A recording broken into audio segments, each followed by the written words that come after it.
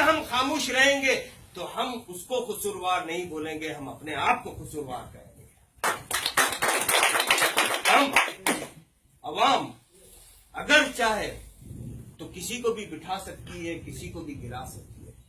पहले हमको हमारी ताकत के बारे में हमको अंदाजा होना चाहिए कि हम क्या कर सकते हैं, क्या नहीं कर सकते। अशोक साहब एक बात बोले और भी कोई बात बोले कि हम अगर ठहरते रहेंगे तो ही जीतने के काबिल हो जाएंगे। एक शेर बोलता हूं मैं, गिरते हैं शहसवार ही मैदान जंग में, वो तिफल क्या गिरेंगे जो घुटनों के बल चले। मजहबबाजी की मैदान जंग में वही आदमी गिरता है जो लड़ने के लिए आता है। तो जो रेंगते हुए चलता है, जो तलवे चाटते हुए जाता है, वो तो गिरता भी नहीं है, हारता भी नहीं है, उसकी जिंदगी हार ही है। आज इस मुल्क में क्या हो रहा है?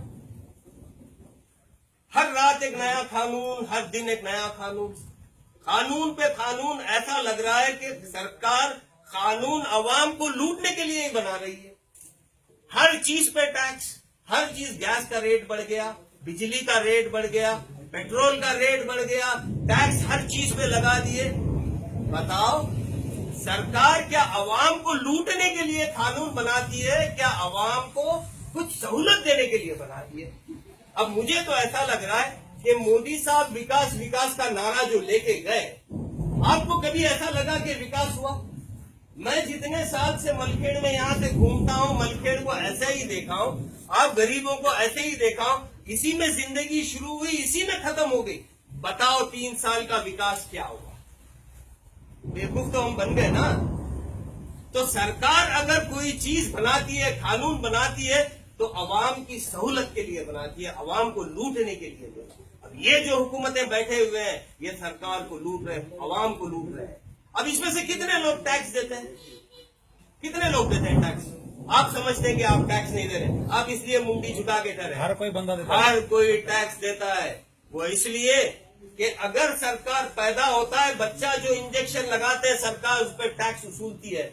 अगर कोई मरता है, तुम इंजेक्शन देते हो तो उस पर टैक्स होता है। तुम जिस गाड़ी पे चलते हो उस पे टैक्स होता है, जिसका रोड तुम जिस इस्तेमाल कर रहे हो उस पे टैक्स होता है, पेट्रोल पे टैक्स होता है। ऐसा वैसा अगर लगाएंगे, आम आदमी अगर 1000 रुपये में जिंदगी काट सकता है, सरकार की टैक्स की वजह से वो 3-4 हजार रुपये भी कम पड़ जाता है।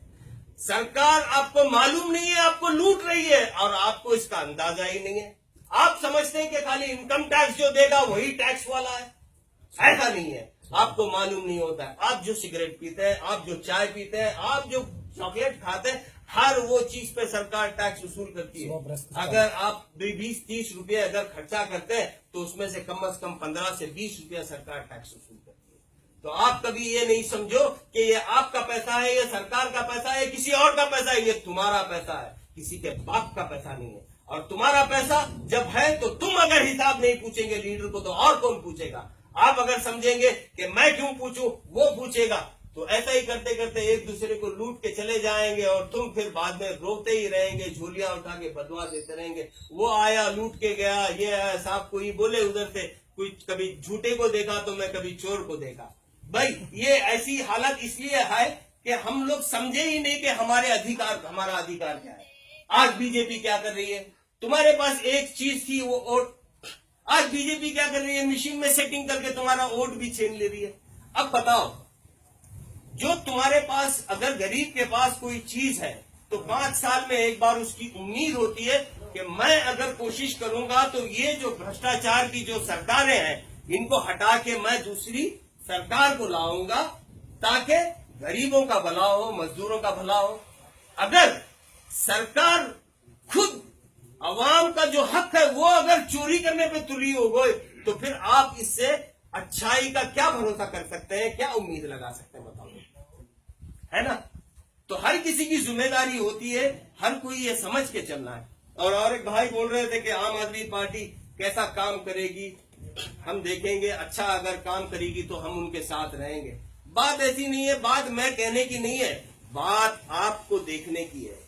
मैं आऊंगा या कोई आएगा बोल के आपको बेवकूफ बना के जा सकता है, जब तक आप अपने नजरों से नहीं देखेंगे। कभी आपके दिल में अगर वो भावना है, समाज सेवा की अगर तुमने वो भावना है तो तुम देखो दिल्ली में क्या हो रहा है। गरीब के लिए स्कूल होती है तो सरकारी स्कूल होती है, गरीब के लिए अगर इलाज के लिए वो तो कुछ होता है तो सरकारी दवाखाना होता है। क्या आज तक सरकार बोलती है कि हम इतने करोड़ रुपए स्कूल के लिए खर्चा कर रहे हैं, दवाखानों के लिए? कभी तुम्हारे दवाखाने में अच्छी सहूलत मिली तुमको? कभी तुम्हारे स्कूल में अच्छी सहूलत मिली? नहीं मिली ना। बस सरकार बोलती है और तुम कभी पूछते नहीं हो। तो लिहाजा गरीब के लिए अगर कोई चीज होती है तो वो सरकारी स्कूल होती है और सरकारी दवाखाना होता है। तो आप अपने बस्ती में किसी चीज को तरक्की हुई है या नहीं हुई है, ये अगर देखना है तो अपनी स्कूल को देखो, अपने दवाखाने को देखो, अपने लोग कैसे रहते हैं, ये चीज को देखो। अगर लीडर बीमार हो गया, आज के दौर में अमेरिका जाकर इलाज कराता है। अगर आप बीमार हो जाएंगे तो आपको कोई सर दर्द की गोली भी नहीं देता, है ना। तो छोड़ो ये नफरत की राजनीति, जो आई थी तो आ गई, चले गई। अब एक ऐसा माहौल बनाएंगे जहां पे कोई भेदभाव नहीं, कोई जात नहीं, सिर्फ तरक्की की बात करेंगे, इल्म की बात करेंगे, सहूलत की बात करेंगे, रोजगार की बात करेंगे। सरकार हमको भिखारी बनाने के लिए अनाज देगी, ये नहीं चाहिए हमें।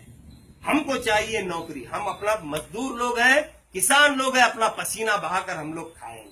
हमको तुम तुफेली में पैसा मत दो, हमको तुम स्कॉलरशिप मत दो, हमको तुम अनाज मत दो स्कूल में। हमको तुम स्कूल में अगर बोलते हो तो इल्म दो। सरकारी दवाखाने में तुम बराबर इलाज कराओ। 1,000 1,500 करोड़ रुपया का ईएसआई दवाखाना बिल्डिंग बना दिए, उसमें कमीशन खा लिए। आज बताओ उसमें कोई डॉक्टर है? 10 करोड़ रुपए के दवाखाने में एक दिन को 50-50 60-60 हजार रुपए गरीब अगर कोई एडमिट होता है तो वसूलते हैं डॉक्टर। तुम 1,000 करोड़ 2,000 करोड़ का दवाखाना बनाते हो, उसमें डॉक्टर नहीं मिलेगा? बड़े मजाक की बात है। जब तक लोग समझेंगे नहीं, आप जैसे लोग समझदार लोग हैं, बेशक आप गरीब हैं, अनपढ़ होंगे, पढ़े लिखे भी होंगे, पैसे वाले होंगे, गरीब होंगे, मगर आप में एक समझ जो चीज होती है, इसको आप इससे नजर देखना चाहिए। मैं बोलूंगा आम आदमी पार्टी अच्छी है, कोई आके बोलेगा आम आदमी पार्टी बुरी है, ये नहीं मानने का। ये आप जब तक अपनी नजरों से नहीं देखेंगे कौन सी पार्टी अच्छी है, कौन सा काम कर रही है, ये नहीं कर रही है, तब तक आप कदम नहीं उठाने का। मैं बोलूंगा कि मेरी जिंदगी में मैं 25-30 साल से सियासत करता हूं। अगर वाकई में आपकी दिल में अगर खिदमत करने का जज्बा है, सेवा की अगर भावना आप में है, तो आप आइए आम आदमी पार्टी में जुड़ जाइए। बेशक उसका नतीजा कुछ भी हो, हार जीत तो लगी भी है, मगर इस अगर मुल्क को अगर हमको आगे ले जाना है तो सेवा की भावना रखना है। जीत हार, मैं मेरी जीत के लिए मैं अगर आगे लीडर बनूंगा, ये अगर मैं सोच के आ रहा हूं तो ये गलत है। तो आप आइए, पहले सेवा की भावना से आइए, सब एक से एक हाथ मिलाकर चलेंगे, आगे चलेंगे। उसके बाद देखेंगे कोई पैसे वाला हो, कोई इंडस्ट्रियलिस्ट हो, कोई तिस्मार का भी हो, अगर आवाम हमारे साथ रहेगी तो कोई भी नहीं हमसे टकरा सकता। बस ये सोच के साथ मैं खत्म करता हूं कि ये जो जज्बा आप आज जो दिखाए हैं, आने वाले दिनों में अनकरीब में हम एक आएंगे, अशोक साहब एक बड़ा फंक्शन करेंगे, पब्लिक में बात करेंगे, औरतों से भी मुखातिब होंगे, क्योंकि हमारी आबादी का आधे से ज्यादा हिस्सा औरतों का होता है। औरतों को भी शामिल करो, उनकी भी तकलीफों को सुनो, बच्चों को क्या तकलीफें होती हैं, बुजुर्गों को क्या होती है, ये पूरी सुनेंगे। तो उसके बाद फैसला करेंगे कि भाई क्या चलना है, किधर के डायरेक्शन में चलना है। बस इस उम्मीद के साथ मैं ये बात खत्म करता हूं कि आपका जज्बा हमेशा बरकरार रहे। ठीक है, नमस्कार, अस्सलाम वालेकुम।